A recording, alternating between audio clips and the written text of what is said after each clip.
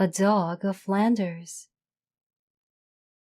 One summer day, a boy named Nello, who no longer had a mother or father, found an abandoned dog in a field with his grandfather. He said, "Oh, you poor thing. You can come with me." Nello felt sorry for the dog and took him home. He named the dog Patrash. They became very close, like brothers. Nello and his grandfather collected milk from the farmers in the village and sold them in a town called Antwerp. It was very tough because Antwerp was 10 kilometers away. They worked very hard, but they barely got by. They were so poor that they could only afford to eat a cup of soup a day. When Nello turned 7 years old, his grandfather became ill.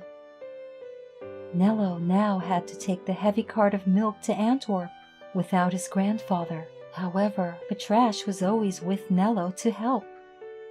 Although it was a tough journey to Antwerp every time, Nello loved going there. Why?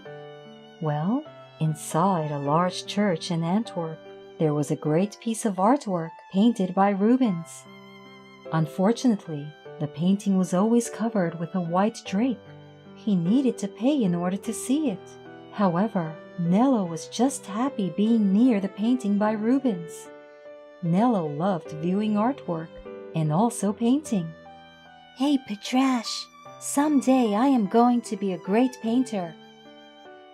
When Nello turned 15, he decided he wanted to paint his friend Aloe, who was very pretty and kind. She was a wealthy daughter who lived in a big mansion with a windmill standing on a hill. Aloe's father was not happy, for Nello was a poor milk vendor. He somehow wanted to separate them. Aloe dressed up because Nello was going to draw her. But what he had was a piece of wood and one charcoal pencil. "Aren't you going to draw me using paint?" Aloe was a bit disappointed. "Yeah, sorry. I only have these." Nello apologized. "Oh, I see." Nello was too poor to buy a set of paint. He drew a picture of Aloe and Patrash. That drawing was amazing. Aloe, of course, loved it. "Good, Aloe loved it. I want to paint for her again next time," thought Nello secretly. He wanted to please her more. He had not had lunch since that day because he wanted to save money. Due to his effort, however, he was able to buy paper and paint. "Hey, Patrash, someday I am going to be a great painter. My paintings will attract many people.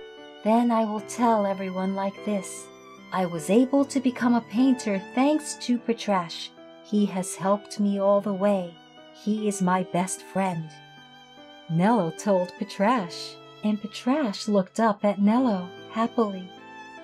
One day, Nello heard about a painting exhibition for children to be held on Christmas Eve. In the evening, Nello started drawing a lumberman resting on the stump. He worked very hard because he could get 200 francs if he won first place.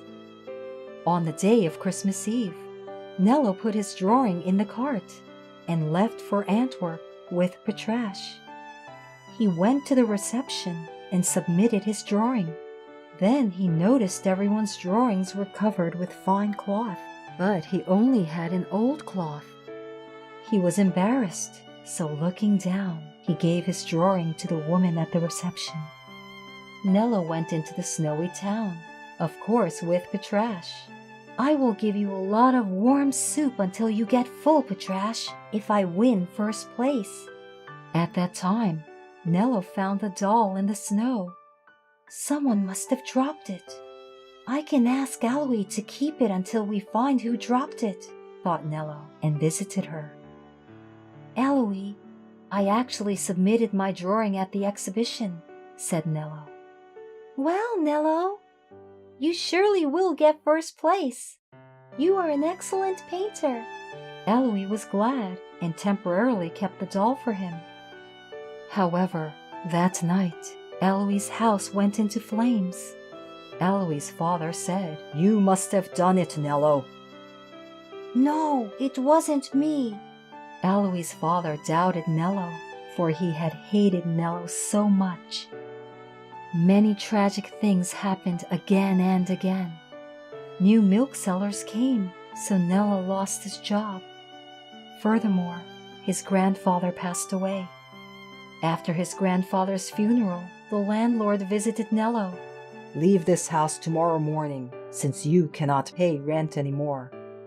Morning came, and Nello and Petrash left home. On that day, it was snowing. They headed to Antwerp. Today was the day they announced the winner of the children's drawing exhibition. Petrash, if we get 200 francs, let's buy a house for us. Then we can buy firewood. We will put them in the fireplace. We don't need to freeze anymore. And then, yes, we can eat until we get full. Nello and Petrash had nothing but water for a long time. He had remained poor, and the two were already very weak. I must get first place, Nello thought, and saw the result. His dream suddenly vanished. The first place went to a painting of the sea. It was not excellent, but lots of colors were used. Nello and Petrash left the exhibition and walked heavily. Oh no, what should we do, Petrash? I wish I had money. What's wrong, Petrash? Oh! At that time, Petrash found a wallet in the deep snow. When Nello opened the wallet, he saw a lot of gold coins. Nello looked around, making sure no one saw it. If we have these coins, we can get a house and buy a lot of bread. I can even buy a lot of paint. Nello was excited. He tried to hide it under his clothes, but then he soon noticed something. Wait, I think this wallet belongs to Aloe's father. We must return it to him. They hurried to her house.